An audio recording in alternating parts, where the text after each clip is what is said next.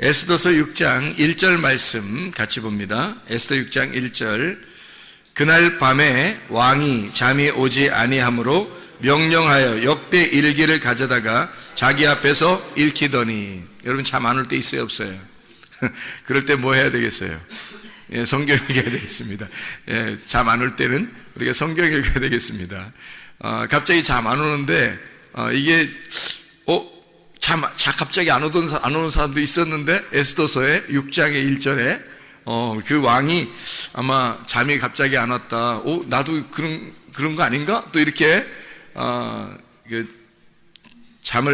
낮잠을 많이 자면 밤에 잠이 안 오고요. 덜 피곤하면 또 잠이 안 와요. 그래서 운동도 좀 하고 그러지 않으면 또 성경이라도 읽고 그러면 잠이 틀림없이 옵니다. 진짜 기가 막히게 잠이 잘 오죠. 성경 읽으면. 에스더서 6장 1절에 왜 하필 이 시간에 잠이 안 왔을까? 왕한테. 그죠? 이게 지금 내용이 에스더서 1장부터 이렇게 쭉 내용을 읽다 보면 여기 이 시점이 지금 에스더서 1장부터 몇 장까지 있냐면 10장까지 있거든요. 근데 6장에서 하이라이트거든요. 여기가 하이라이트예요. 그러니까 1장부터 10장까지 해서 아주 하이라이트 부분이에요. 이 부분이. 근데 어떻게 되어 있냐면 6장 1절에 갑자기 왕이 잠이 안 오는 거예요. 그러니까 이게 그날이 어떤 날이냐면 이 날이 모르드게를 나무에다 매달아서 죽일 날이에요. 그날 이 날이. 그러니까 그 죽이려고 허락받으러 오는 날이에요. 그날. 그 하만이. 근데 이상하게 그날 딱 와가지고 허락을 받으면 바로 이제 매달아서 죽이려고 그랬거든요. 6장을 읽어보면 그렇습니다. 그런데 갑자기 그 전 밤에, 그러니까 이제 아침이 되면 이제 매달릴 판이에요. 근데 그 전날 밤에 희한하게 잠이 안 오는 거예요. 하나님이. 이상하잖아요. 갑자기, 그죠? 그러니까 이걸 이제 우리들 말로 말하면 타이밍 죽인다. 이런 말 할 수 있죠. 그죠? 타이밍이 아주 끝내줍니다.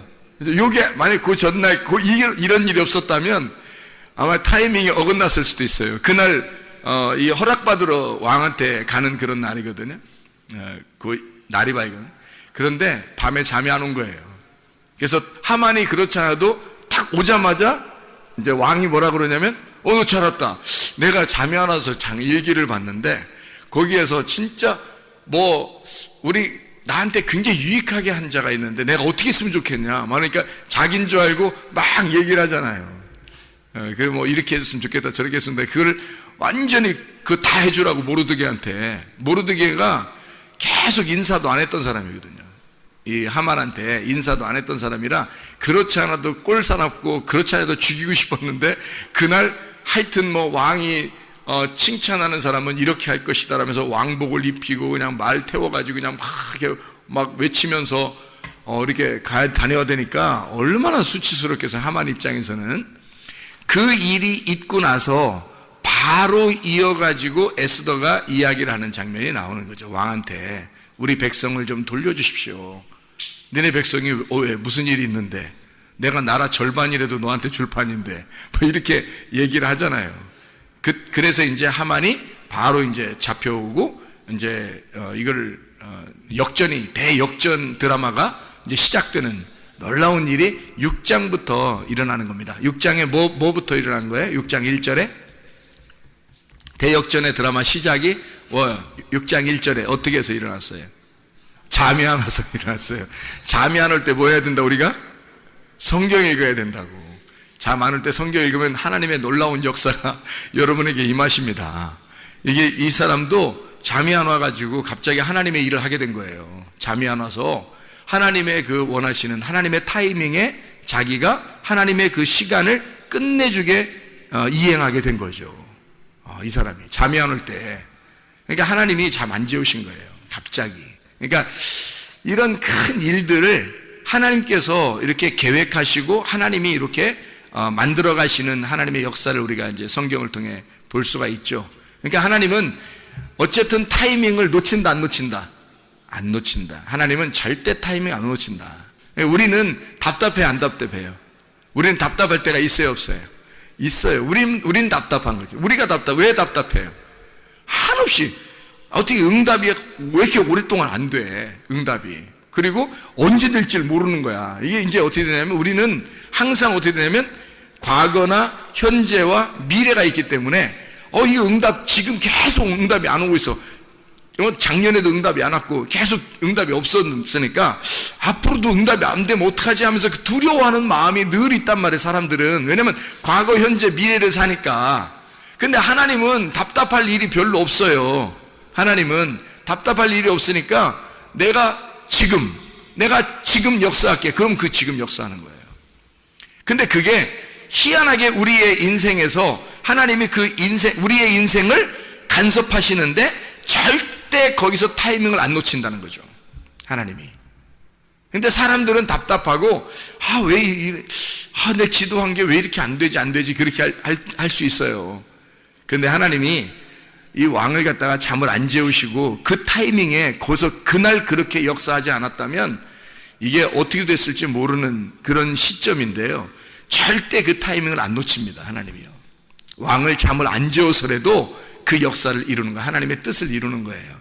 그게 하나님이셔요. 보라 지금은 은혜 받을 만한 때요. 보라 지금은 구원의 날로다. 하나님은 항상 현재, 지금만 있다. 하나님은 항상 현재만 있는 것이다. 그러니까 과거나 미래가 아니라 현재, 지금, 네가 지금 기름등불 준비하고 있느냐? 네가 지금 주님 만날 준비하고 있느냐? 네가 주님 언제 오실지 모를 때 너는 지금 주님 준비하고 있는 사람이냐? 지금 기름이 떨어지지 않고 있느냐? 이걸 물어보셔요. 주님이 그거 보신다고요. 그럼 우리가 그걸 준비해야 되겠죠. 슬기로운 다섯 처녀 되려면 마태복음 25장의 1절부터 13절 말씀에 있는 것처럼 슬기로운 다섯 처녀가 돼야 돼요. 미련한 다섯 처녀처럼 그렇게 등불이 꺼져가면 안 된다고요. 등불이 꺼져간다는 말은 진리의 말씀, 이 진리의 말씀만 등불이거든요. 거짓의 말씀은 등불이 아니에요. 같은 어둠이지. 진리의 말씀이 등불인데 그 등불이 꺼져가는 거예요. 내 속에서 진리의 말씀이 점점 사라지는 거예요. 주님이 나를 만나지 않기 시작하는 거예요. 그러면 그게 꺼져가고 있는 순간이에요. 그러면 그것을 위해서 여러분이 몸부림쳐야 합니다. 하나님, 내 기름이 떨어지지 않도록 이것을 놓치지 않기 위해서 울타리를 치고 살아야 되는 거예요. 하나님의 울타리를. 그래서 그 안에 사는 것을 율법이라 그렇게 말해요. 하나님은 스스로 계신 자니까 하나님은 살아계신 자란 말이에요. 스스로 계시다 그 말은 살아계시다 그 말이에요. 그럼 반대로 우리는 죽었다는 얘기고 우리가 죽어있는 자 어둠인데 주님만 살아계신 하나님이라는 거예요. 그 살아계신 그 하나님이 우리에게 뭐라 그러냐면 너 기름 등불 꺼치지 말라는 거예요. 내가 널 만나줄 테니까. 그게 꺼지면 어둡다는 거예요. 그거 꺼지면. 그래서 그거 등불을 계속 켜야 된다는 거죠. 그 왜 우리 사사기에 보면은 기도원의 300용사가 있죠. 그래서 거기 성을 갖다가 막 이렇게 돌면서 무너뜨리잖아요. 근데 거기 그 성을 무너뜨릴 때 항아리를 어떻게 해요? 항아리를 깨뜨려요. 항아리가 우리의 육체거든요. 말씀이 등불이고 거기 항아리가 육체예요. 말씀이 육체를 입고 오셨다, 그 주님이. 그래서 깨져야 될 것은 항아리고 속에 등불이 나타나는 거죠. 그러니까 결국 주님께서 죽으실 땐 뭐가 죽었어요? 육체가 죽으시고 말씀은 살아계시단 말이에요. 등불이 켜져 있다고. 그 등불이 계속 켜져 있는데 그게 내 속에서 등불이 켜져 있어야지. 그러려면 어떻게 돼야 돼? 내가 이게 육체가 돼야 돼요? 몸이 돼야 돼요? 몸이 돼야 돼요. 이 무슨 말이냐면 육체로 죽으셨으니까 육체는 내 육체잖아요. 예수님이 십자가 못 박혀 돌아가시는 그 육체는 나의 육체라고. 그러니까 나의 육체는 끝났어야 된다고. 십자가에서 끝나야 되고, 그러면 뭐가 돼? 그리스도의 몸이 돼야 되는 거죠. 그리스도의 몸이 살아있는데 그 속에 뭐가 있다고? 등불이 꺼지지 않고 있죠. 부활하신 주님이. 그래서 그 말씀이 내 속에서 계속 불이 타고 있는 거예요. 그러면 그걸 보존하는 이게 내가 육체가 아니라 몸이 되는 거죠. 그러면은 이게 교회가 몸이 성전인 내가 이걸 보호하고 살아가는 거예요. 이걸 꺼치지 않고 계속 이렇게 보호하면서 살아가게 되면 신랑 만난다는 얘기입니다. 그게. 근데 이걸 꺼치면 안 되는 거죠. 그래서 육체는 이미 죽었으니까 육체대로 다시 살면 안 돼요. 그건 또 깨져야 될 거니까. 그러니까 육체가 깨지는 건 이미 끝났잖아요, 예수님께서.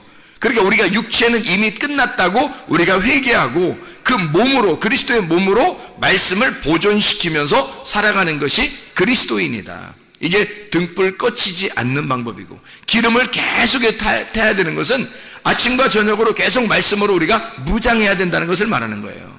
계속 아침과 저녁으로 말씀을 무장해야 돼요. 성경에 있는 사람들도 아침과 저녁으로 모였죠. 그들이 아침과 저녁으로 말씀과 기도로 충만했단 말이에요. 그 사람들 왜 그렇게 했어요? 날마다 그들이 모이고 날마다 말씀과 기도로 충만했어요. 그 말은 그 사람들도 그 기름 등불을 꺼치지 않기 위해서, 초대교회에서도 타락한 자들도 있었어요. 거의 없는데 간혹 한두 명 있었다. 근데 그 사람들은 어떻게 하면 꺼치는 사람이에요. 불이 꺼진 사람. 기름이 꺼져가는 사람이라고. 그럼 미련한 다섯 처녀가 되는 거예요. 슬기로운 다섯 처녀가 되면 우리는 기름 등불을 꺼치지 말아야 돼. 그 꺼치지 않는 걸 뭐라 그러면 살아있다 그래요. 살아있다 그러면 스스로 있는 자가 계신다. 그게 생명이다라는 얘기예요. 생명이면 영생하는 것도 생명이잖아요. 영원한 생명. 그래서 천국에 사는 거거든 우리가. 사망 그러면 어둡고, 사망 그러면 죽는 거예요. 끊어지는 거고 하나님하고 분리가 되는 것을 말하는 거죠. 그러니까 살아있어야 된다, 생명이 있어야 된다. 그러면 하나님은 우리를 다시 회복시키는 것이 하나님의 뜻이라는 거죠.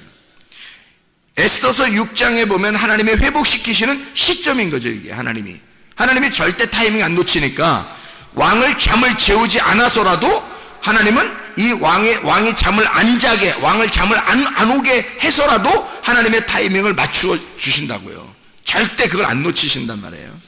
그러니까 하나님은 요 다음부터 어떻게 해요? 완전히 역전되는 대역전 드라마가 시작되는 거예요. 에스더서 6장 전까지만 해도 굉장히 암울하단 말이에요. 암울한데 6장 이후부터는 계속 반전에 반전을 거듭합니다. 그래서 역전극이 드라마가 이게 막 시작되는 거죠. 그게 6장부터 이루어지는 사건이거든요. 하나님의 그 계획하심, 하나님의 그 선하심이, 간섭하심이 시작되고 있다는 얘기예요. 하나님이요. 그러니까 하나님은 선하신 하나님이다. 그걸 우리가 분명히 기억해야 되죠. 저도 그 어려움이 있을 때, 실패가 있고 실수가 있고 내가 잘못하고 죄짓고 이렇게 어둠 가운데 있을 때 하나님이 나를 반드시 선하게 인도하실 하나님이라고 하는 것을 믿었죠. 물론 믿었죠. 하나님이 그렇게 하실 거야, 나를 어떻게든지 그렇게 하실 거야 라고 믿었죠. 그 주님께 의지한 겁니다. 그랬더니 결국에는 처음에 내가 보라 지금 은혜 받을 만한 때요 하면서 하나님의 음성을 들었다고 했어요. 그 다음부터 계속 암울한 시대를 살았단 말이에요. 어둡게 살았단 말이에요. 힘들게. 그러다가 결국 하나님이 나를 돌려놓기 시작하는데, 원래 이 하나님이 내게 응답하시는 음성을 하나님이 주시는 보라 지금 은혜 받을 만한 때요가 돌아와 보니까, 수십 년이 지나서 하나님 앞에 돌아와 보니까 보라 지금이 되더라는 거예요. 그게 아니, 보라 지금이라고 수십 년 전에 얘기했는데 다시 돌아와 보니까 보라 지금인 거예요. 보라 지금은. 그러니까 이게 하나님에게서는 과거, 현재, 미래가 없구나. 항상 지금이시구나. 하나님이 나를 제자리로 돌려놓는 데까지는 수십 년이 걸렸어요. 그런데도 그것이 지나고 나니까 그게 보라 지금은 은혜 받을 만한 때고 보라 지금이 구원의 날이더라. 그런 말이죠. 그럼 왜 이렇게 빙빙빙빙 돌려서 다시 제자리로 갖다 놨을까요? 여러분, 그 가나안 땅에 있었던 이스라엘 백성들 아시죠? 야곱 때 아브라함, 이삭, 야곱이 가나안 땅에 살고 있었습니다. 야곱 때 어떻게 됐어요? 애굽으로 가게 하죠? 근데 그게 하나님의 계획이에요? 그냥 어떻게 우연히 된 거예요? 하나님의 계획이에요. 애굽으로 가서 다시 거기서부터 출발해요. 400여 년을 지나고 다시 오게 해서 원래 가나안 땅으로 들여보내질 때까지 이것을 기간을 엄청나게 지난단 말이에요. 수백 년이 걸려서 이거를 지나서, 그 과정을 지나서 결국 가나안 땅에 다시 돌려놓는 거예요. 그렇죠? 그게 하나님의 계획이란 말이에요. 그러니까 여기서 가나안 땅에서 떠나는 백성이 다시 돌아올 때까지가 바로 누구를 말하는 거예요? 바로 여러분과 저를 말하는 거라고요. 이건 이 사람들이 수백 년이 걸쳐서 우리를 보여주는 거란 말이에요. 이게 하나님이 원래 출발하는 그 장소에 하나님이 다시 되돌려 놓기까지는 수백 년이 이 사람들이 걸렸다. 저 같은 경우도 수십 년이 걸렸다. 하나님의 그 응답을 받은 그 시점부터 수십 년이 걸려 다시 제자리로 돌아오게 하더라는 거죠. 결국에는 하나님의 선하심입니다. 절대 타이밍 안 놓쳐요. 우리로서는 막 안타깝죠. 빨리 성공하고 싶고, 빨리 뭐가 좀 되고 싶고, 빨리 응답받고 싶고, 기도했다면 척척 막 다 응답받고 싶고, 그렇죠. 근데 절대 하나님의 타이밍에서는 절대 놓치지 않으니까, 하나님의 타이밍에서는 늦은 게 아니에요. 우리가 늦다고 생각하는 거지. 하나님의 타이밍엔 절대 늦은 게 없다고요. 자, 예를 들어서 어떤 사람이 계속 어둠 가운데 이렇게 암울한 가운데 살다가 다시 돌아오는 시점이 돼서 딱 돌아오게 돼요. 원래 원점으로 하나님의 그 부르심에 딱 돌아오게 됐어요. 그 타이밍에 딱 맞게 왔어요. 왔더니 그 다음날 죽었더라. 괜찮은 거예요. 천국 가니까 괜찮다고. 돌아왔잖아요. 돌아온 거니까 하나님에게선 지금이라고요. 그게 우리는 한참 걸렸지만 하나님은 지금이야. 그냥 괜찮다고요. 우리는 자꾸 늦다고 생각해. 하나님께서 왜 빨리빨리 역사하지 않을까 이렇게 생각할 때가 많아요. 근데 하나님은 늘 지금이야. 하나님 절대 늦추지 않으십니다. 늦지도 않아요. 그걸 절대 타이밍을 놓치지 않는다. 왜 이렇게 돌리는가? 우리를 뭐 하려고 그러는 거예요? 애굽에 있는 이스라엘 백성들을 광야로 끌어내서 그 용광로 같은 광야에 집어넣었다가 다시 가나안 땅에 오게 해요. 그냥 바로 그냥 휙 오면 안 되나요? 하나님이 뭐 그런 역사 하지 못하겠어요? 충분히 할 수 있거든요. 근데 안 한다고요. 광야에까지 집어넣고 그 다음에 다시 가나안 땅에 오게 해요. 광야에 나오는 것도 그냥 나오지 않아요. 원래 그냥 나오려고 했던 게 아니라 애굽에서 갑자기 왕이 바뀐 거예요. 그 왕이 바뀌어가지고, 원래 애굽에서 이 사람들은 요셉을 알던 왕이 있을 때는요, 그 사람들이 다 높은 위치에 있었어요. 다 지도자들이었다고. 애굽을 다스리는 사람들이었다고. 그 다스리는 그 사람들이 누구예요? 다 야곱 자손이에요. 야곱 자손들이 요셉이 왕권을 가지고 있기 때문에 자기 형제들을 다 한 자리씩 다 줘서 그 밑에 내려갈수록 조카에게 또 자녀에게 손자에게 계속 400년 동안을 계속 높은 자리를 줬기 때문에 애굽에서 보통 높은 위치를 가진 사람들이 아니었을 거란 말이에요. 이 사람들이. 그러니 나오고 싶겠냐고. 이 사람들이 생각을 해보세요. 나오고 싶지 않다고요. 그런데 어느 날 하나님께서 요셉을 죽였고, 요셉이 죽고 난 다음에 한참을 그렇게 살았는데 어느 날 요셉을 모르는 왕이 나타난 거예요. 요셉을 모르는 왕이. 요셉이 뭐야? 우리 애굽 백성도 아닌데 이러면서 요셉이 이렇게 하는, 요셉을 무시하는 자가 딱 나타나니까 갑자기 요셉의 형제들, 그러니까 그 야곱의 자손들을 갖다가 갑자기 종으로 다 만들어버린 겁니다. 그리고 막 잘 살던 사람이 갑자기 종이 되니까 어떻게 됐겠어요, 여러분? 잘 사는 사람들은 안 나와요. 나오라고 해도 안 나온다고. 근데 갑자기 종이 되니까 이 사람들이 막 아우성치는 겁니다. 살려달라고. 우리 하나님은 어디 계십니까? 살려주세요, 살려주세요. 막 아우성칩니다. 그때 하나님이요, 모세라고 하는 사람을 선택을 하는 거예요. 모세 선택하면 그때 바로 모세가 그냥 빨리 팍 자라나가지고 이스라엘 백성들은 나가자 해서 쫙 나오면 얼마나 좀 멋있어요. 근데 모세가 여차해서 거기서 애굽에서 살게 돼요. 40년을. 그러니 모세가 태어날 때는 아들들을 다 죽이던 때입니다. 아들들을 다 죽이던 때에 40년을 애굽에 있게 하고, 그죠? 그럼 40년이 지난 겁니다. 고통받는 시간을 40년이 지난 거예요. 그리고 거기서 애굽 사람 하나 죽여가지고 모세가 도망 나오죠.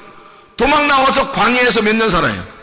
40년을 살아요. 그러니까 도합 80년을 애굽에 있는 이스라엘 백성들은 80년 정도는, 적어도 80년 정도는 종으로 살고 있었다는 거죠. 80년 정도는. 그죠?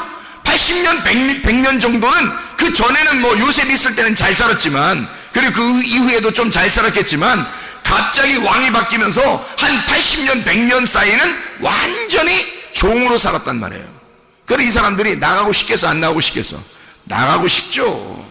그러니까 모세를 준비시켜서, 그냥 준비시켜서 40년 동안 살아서 40살 되면 그냥 나가자 그러면 얼마나 멋있냐고요. 근데 모세를 또 데리고 나와서 광야에서 또 40년을 또 푹 삶아버리는, 80세가 돼서야 모세를 보내는 거예요. 데리고 나오라고. 데리고 나오는 그 기간이 40년 걸렸어요. 40년. 그러니까 도합 120년을 모세가 사는 거예요. 그래서 40년 동안을 데리고 나오는 거예요. 이들은 80년 이상을 종으로 살다가 살려달라고, 그래서 하나님 앞에 살려달라고 하다가 겨우겨우 광야로 나오는 사람들이 됐단 말이에요. 생각을 해보시라고요. 하나님이 왜 그렇게 만드실까? 왜 애굽으로 내려가기 싫은 야곱을 애굽에 내려가서 살게 하고, 그 다음에 그 자손들이 거기서 잘 살다가 갑자기 못 살게 되고, 그러다가 광야로 끌고 나와가지고 막 고생을 시키고, 그러다가 가나안 땅으로 다 죽이고 가나안 땅으로 어린아이들만 들어갈 수 있도록, 여호수아 갈렙 믿음을 끝까지 지킨 사람, 기름등불 꺼지지 않은 사람, 그 사람 2명만 데리고 들어가. 놀라운 얘기죠. 이게 왜 그랬을까요? 낮추시는 겁니다. 광야에 데려다 놓고 하나님은 낮추시는 거예요. 광야에 데려다 놓고 계속 두드려서 이 사람을 낮추시고 겸손하게 만들고 낮추시는 작업이 광야의 작업이에요. 그게 교회라고요. 여러분은 세상에서 있었던 믿음만 가지면 됐지 뭐 생각하는 사람들을 교회에 데리고 놔. 그리고 말씀으로 계속 두드리는 거예요, 여러분을. 왜요? 이유가 낮추시려고. 여러분을 낮추시려고. 겸손하게 만들려고. 그래야 가나안 땅에 하나님의 백성이 되니까. 하나님의 백성은 교만한 자는 하나님의 백성 될 수 없어요. 높아 있는 자는 하나님의 백성 될 수 없어요. 겸손한 사람만 하나님의 백성 될 수 있어요. 겸손한 사람에게만 주님이 은혜를 베풀어 주셔요. 낮은 자들만, 낮춰진 자들만 주님께서 높여주시는 겁니다. 그렇게 구원하시는 사람은 그 방법이, 주님의 방법이 그거니까 끌어내는 거예요. 자, 여러분, 결혼을 왜 한다 그랬어요? 결혼이 최대의 뭐라고요? 실수라고. 결혼하면 최대 실수야. 사람이 결혼하면 갑자기 눈이 좁아져요. 시야가 좁아진다고. 눈이 갑자기 좁아져가지고 자기 아들, 자기 딸, 남편, 아내 요것만 보인다니까요, 실제로. 그 전에는 총각 때는 몰라. 뭐 처녀 때도 모르고 학생 때도 몰라요. 그냥 뭐 주님 사랑하세요 그러면 내가 막 목숨 걸고 주님을 사랑하겠습니다 막 다 그래요. 그거 다 그렇게 외친다고요. 근데 결혼을 딱 하는 순간 눈이, 시야가 딱 좁아지면서 뭔가 이상하게 그때 결심했던 그것이 자꾸 이상하게 흐물흐물해진단 말이에요. 자꾸 청년 때, 학생 때 막 고백했던 그 고백이 자꾸 나 자신 이상해서 없어지는 거예요. 사라지는 거야. 그래 나중에 이제 뭐라 그러냐면, 내가 말이야 왕년에는 내가 옛날에는 내가 너희들처럼 진짜 내가 열심히 했었는데, 이렇게 이런 헛소리 픽픽 하는 거죠. 왜 그렇게 됐어요? 이 사람이 결혼만 안 했으면 끝까지 갔을 텐데 결혼했기 때문에 시야가 좁아진 거예요. 자기 남편, 자기 아내, 자기 자식, 자기 돈, 자기가 먹고 살 거, 요게 딱 보이기 시작하는 거예요. 그래서 그런 거죠, 그죠? 결혼이 그래서 예수를 믿는 사람들에게는 최대의 실수입니다. 그렇죠? 근데 예수를 언약의 말씀으로 만난 사람은 진짜 아름다운 게 결혼이에요. 진짜 행복한 게 결혼이거든요. 주님 놓치지 않으면서 결혼 생활 해보세요. 얼마나 아름다운지. 주님을 최우선주의로 생각하면서 결혼 생활 해보세요. 얼마나 아름다운지 몰라요. 항상 예수님이 1번이에요. 2번이 남편, 아내, 또 2번이 딸, 아들, 이렇게. 항상 1번이 예수님 해보세요, 여러분. 그러면요, 결혼 생활이 굉장히 아름다운 게 될 겁니다. 근데 시야가 딱 결혼하면서 시야가 딱 좁아지면서 어떻게 되느냐, 갑자기 사람이 어떻게 바뀌어? 갑자기 딱 가정만 딱 바라보게 되거든요. 일단 그래서 교회보다 가정, 하나님보다 가정, 이게 먼저 이걸 막 생각하게 돼 있어요. 그러면요, 그것을 내가 이걸 먼저 생각해야지만 막 이렇게 하잖아요. 그러면 어떻게 되는지 알아요? 그들에 의해서 고통을 받기 시작합니다. 그들에 의해서. 어떤 고통이 일어나냐면, 그렇게 막 하고 있는데 애지중지한 나의 가장 사랑하는 남편, 나의 가장 사랑하는 아내, 나의 가장 사랑하는 자녀들, 뭐 이렇게 막 내 거 가장 사랑하는 돈, 내 가장 사랑하는, 이렇게 막 하고 있었는데, 거기에만 온통 신경 썼는데, 나를 속삭이는 사람들은 다 그 사람들이야. 자기를 속삭이는 사람은 다 그 사람들만 하는 거야. 다른 사람들은 자기를 속삭이지 않아요. 딱 자기가 진짜 신경 쓰는 그 사람들만 딱 자기를 속삭여요. 고통이죠. 결혼을 안 했었더라면 이런 고통이 없었을 텐데 라고 계속 생각하게 되죠, 사람이. 그죠? 근데요, 진짜 주님을 만난 사람은 어떻게 될까요? 이것이, 이 고통도 하나님께서 내게 허락하신, 이 기쁨도 하나님이 내게 허락하신, 이것이 다 주님이 항상 우선이니까 이것이 어떻게 되더라도 하나님께 맡기는 거예요. 그 주님께. 그러면요, 그냥 기쁘죠, 결혼 생활이. 그러니까 기쁘게 결혼 생활 할 거냐, 내가 실수했어 하면서 결혼 생활 할 거냐, 이건 우리가 진짜 선택해야 돼요. 생명과 복과 사망과 저주를 네 앞에 펼쳐놓겠으니까 네가 살기 위해서는 생명을 선택하라는 거야. 생명, 말씀이잖아요. 주님을 선택하라는 거예요. 먼저 주님을 선택해보라는 거예요. 실제로 해보라는 거예요. 진짜 회개하고 한번 해보라는 거예요. 그러면 가정만큼 행복한 게 없고 자기에게 행복을 주는 게 없어요. 자기의 주변에 가장 가까운 사람만큼 자기에게 기쁨을 주는 게 없단 말이에요. 마음이 넓어지는 거예요. 자기에게 고통을 주던 것들이 자기가 회개하고 나니까 마음이 넓어지는 거야. 갑자기 자기의 마음이 다 두드려서, 자기를 다 두드려서 납작하게 해지니까 마음이 넓어지죠. 그러니까 그것만큼 다 받아들이고 아름다운 게 없는 거예요. 가까이 있을수록 더 아름답고 행복하고 기쁘죠. 바뀌는 겁니다, 사람이.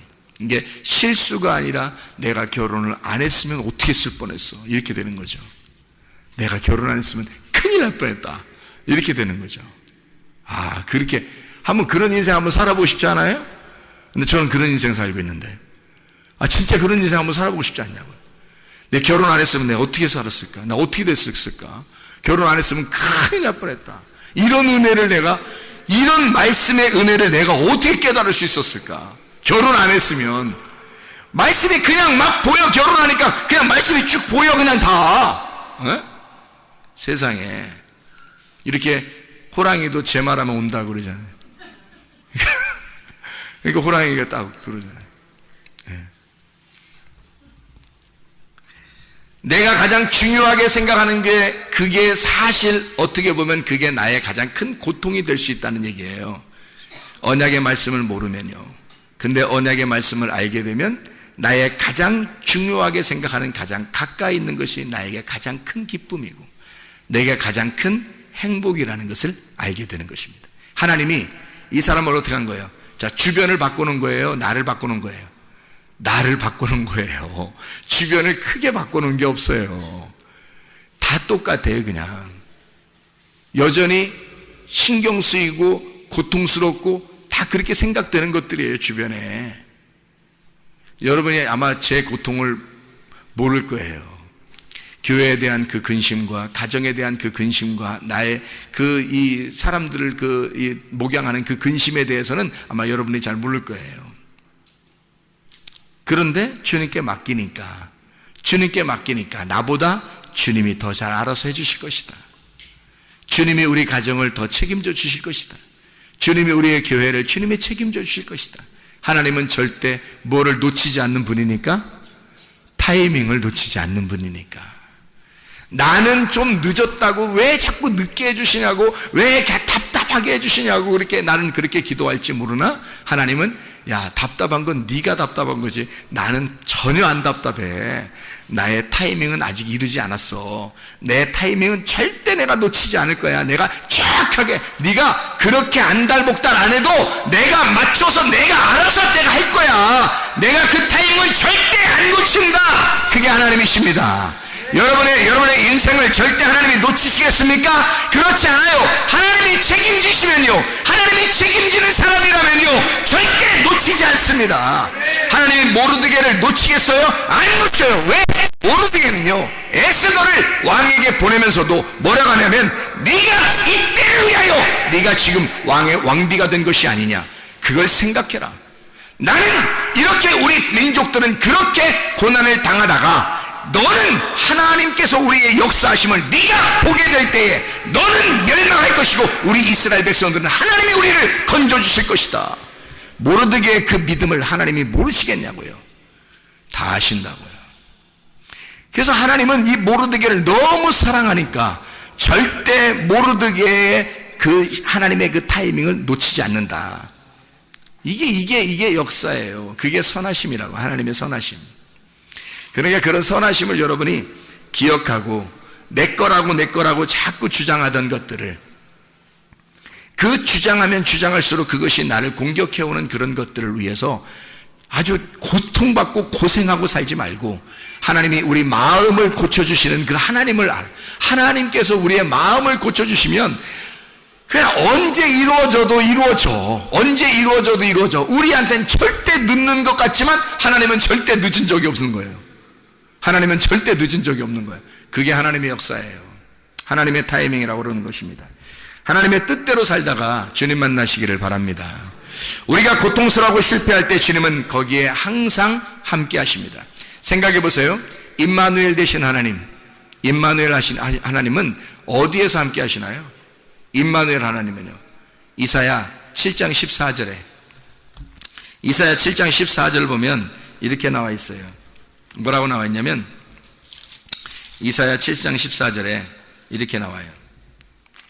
그러므로 주께서 친히 징조를 너희에게 주실 것이라. 보라, 처녀가 잉태하여 아들을 낳을 것이요 그의 이름을 임마누엘이라 하리라. 처녀가 잉태하여 아들을 낳는데 임마누엘이라 하리라. 그래요. 그러니까 처녀가 잉태하면 돼요, 안 돼요? 원래 안 돼요. 처녀가 잉태하는데, 처녀가 아기 잉태하면 죽어요. 그 나라 문화로서는.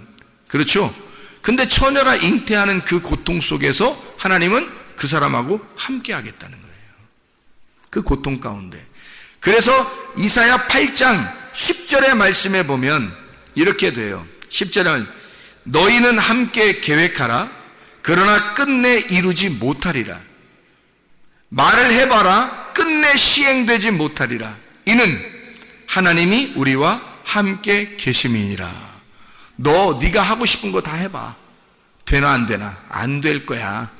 네가 다 해봐. 안 될 거야. 내가 너하고 함께 있으니까. 이 말이거든요. 이해가 돼요? 네가 해볼 만큼 네가 다 해봐. 그래서 그 실패를 경험하고 네가 말하는 대로 다 되나 안 되나 봐봐. 다 안 될 거야. 근데 내가 거기에 함께 있어. 절대 나의 타이밍을 놓치지 않는다. 너는 이게 왜 늦게 응답이 올까? 왜 나에게는 이런 일들이 벌어질까? 왜 하나님 나에게는 내가 이렇게 하나님 앞에 열심히 하는데 왜 나한테는 이렇게 될까요? 내가 왜 내게 눈물이 이렇게 날까요? 왜 내게 이런 고통이 올까요? 라고 하나님 앞에 호소할지 모르나 하나님은 그 가운데 내가 너와 함께 있어. 그러면 만족하지 않느냐 이 말이에요. 왜 너는 네가 이루어지는 것들만 바라보느냐? 내가 너와 함께하는 거 이걸 바라봐라 이거죠. 내가 너와 함께 있으면 되는 거 아니냐 이거야. 근데 사람들은 하나님하고 함께 있는 거 별로 원하지 않아요. 알아요? 여러분 기도하고 그냥 자기가 원하는 거 금방 막 됐으면 좋겠어. 아프면 기도하고 오늘 팍 났으면 좋겠어. 뭐 돈 없는데 빚도 못 갚고 돈 없는데 갑자기 돈이 갑자기 누가 전화 띠링 갑자기 가서 이런 기적들도 어떤 사람 일어난대. 그러면서 나는 왜 이런 기적이 안 일어날까? 그래서 띠링 전화 와서 갑자기 누가 돈을 내가 돈 좀 주면 안 될까? 예? 돈을 갑자기 막 갖다 주면 이러면 좋겠죠. 그러면 자식을 위해서 막 기도. 하나님 이 아이가 대학을 잘 했더니 아마 공부도 좀 별로 안 한 것 같은데 이상하게 시험 봤는데 점수가 팍 좋아요. 할렐루야. 대학을 막 갑자기 좋은 데를 턱하니 집어넣었더니 그냥 턱하니 합격을 했어요. 얼마나 행복하겠어요. 우리는 바라는 게 순 그런 것들이라고요. 우리가 바라는 것들은 순 그런 것들이라고. 생각해 보세요. 그런가 안 그런가? 주님이 뭐라고 그러냐면요, 네가 하고 싶은 거 다 안 될 거야. 그때 내가 너와 함께 있을 거야.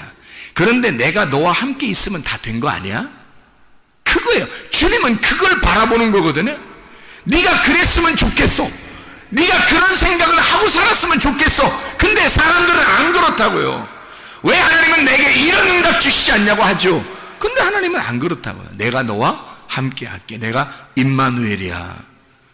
그 이름, 처녀가 아들을 잉태하여 그 아들이 오면은 임마누엘이라고 해라. 예수, 그가 구원자다. 네가 안 될 때, 네가 아무것도 못할 때 하나님의 타이밍은 절대 놓치지 않는 거야. 가장 어두울 때, 네가 가장 힘들고 고통스럽고 어둡다고 할 때, 그때 위로자가 나타날 거야. 그때 진짜 예수가 나타날 거야. 임마누엘이 함께 하실 거야. 그거거든요. 그러면 된 거 아니에요. 하나님 앞에 감사하는 거죠. 하나님 고맙습니다. 나와 함께 해주셔서 고맙습니다.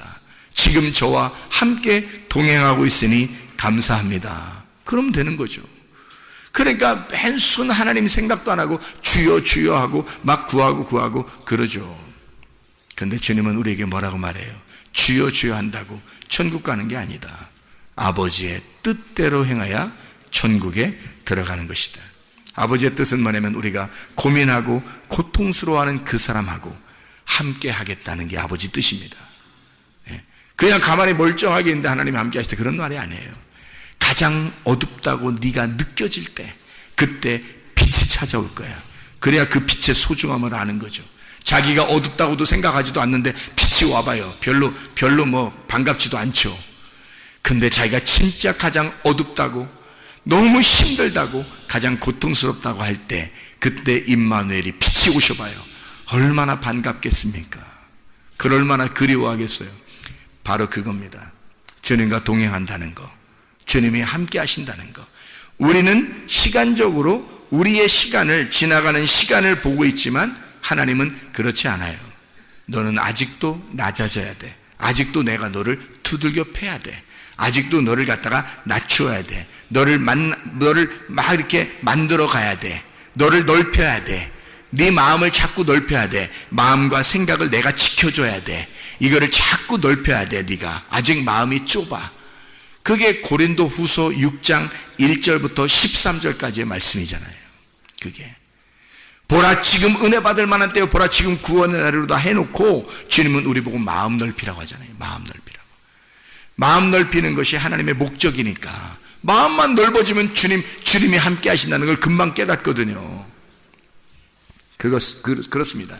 하나님께서는 우리와 함께 하시길 원하셔요. 그래서 광야에 데려다 놓고 만나만 내리는 거예요. 주구장창 만나만 내리는 거예요. 아무것도 안 주고 만나만 내려요. 그러니까 자기가 가지고 싶은 게 없어요. 광야에 40년 지내봐요. 뭐 가지고 싶은 게 있나?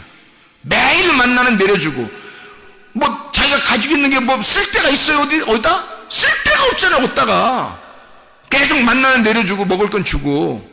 그러니 쓸데가 없으니까 거기서 무슨 욕심이 필요하겠냐고요. 거기서 애굽이나 가야 욕심이 필요하죠. 그러니까 사람들이 애굽 가자는 거예요. 자기들이. 왜? 선악과 먹겠다는 거예요. 다시 애굽에 가겠다는 거예요.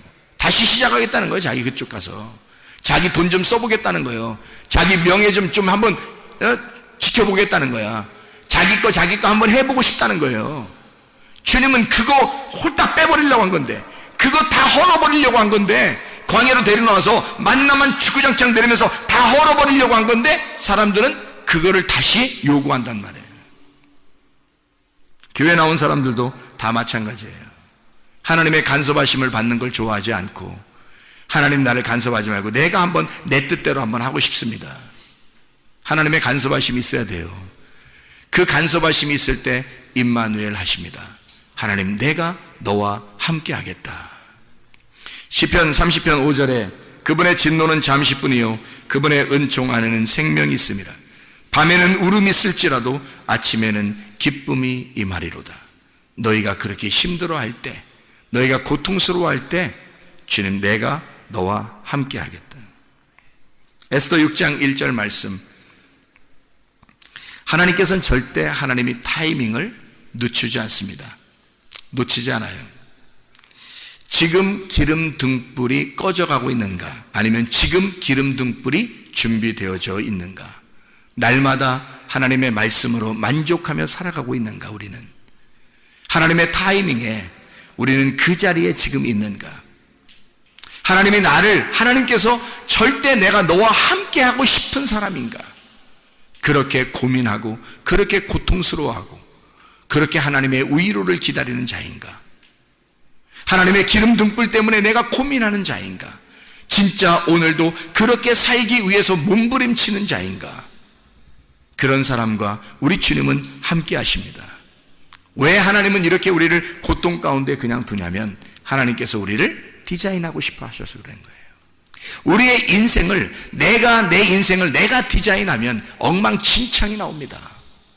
그러나 내 인생을 하나님 앞에 맡기면, 그러면 하나님께서 나의 인생을 디자인하기 시작하죠.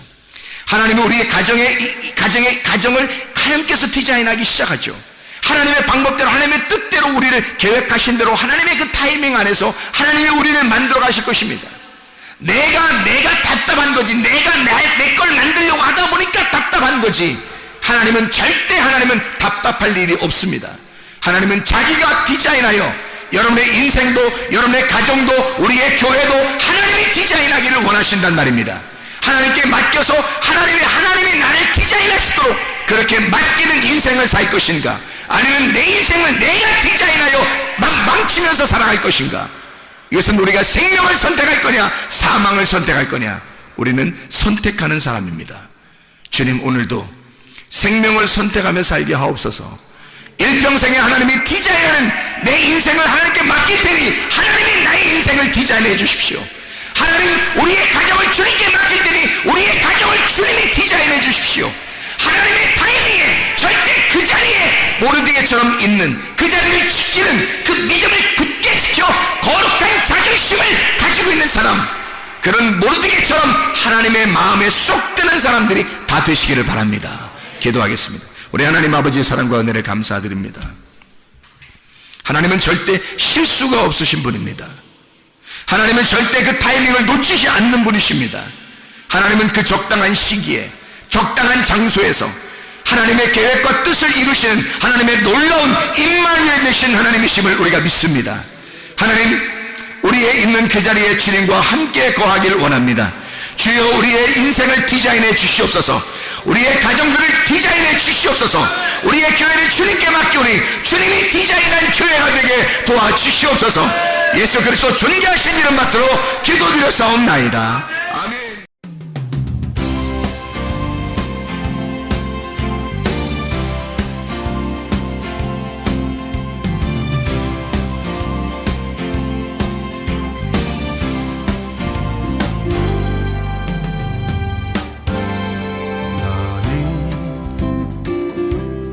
너머로 뻗은 나무 가지에 푸른 열매처럼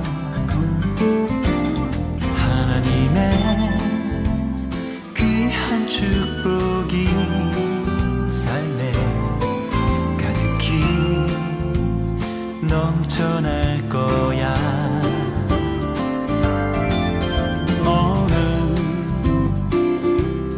시련이 와도 능히 이겨낼 강한 발이 있어. 전능하신 하나님께서 너와 언제나 함께 하시니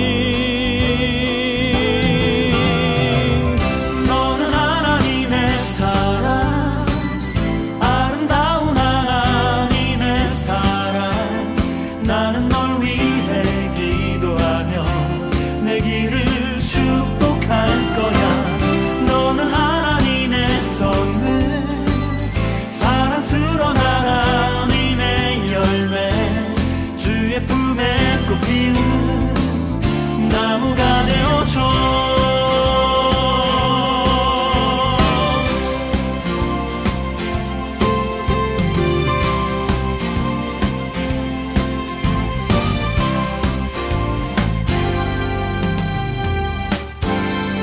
너는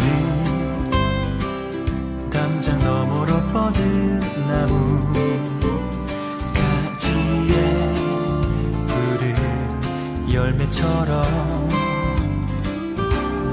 하나님의 귀한 축복이 삶에 가득히 넘쳐날 거야. 너는 어떤 시련이 와도 능히 이겨낼 강한 발이 있어.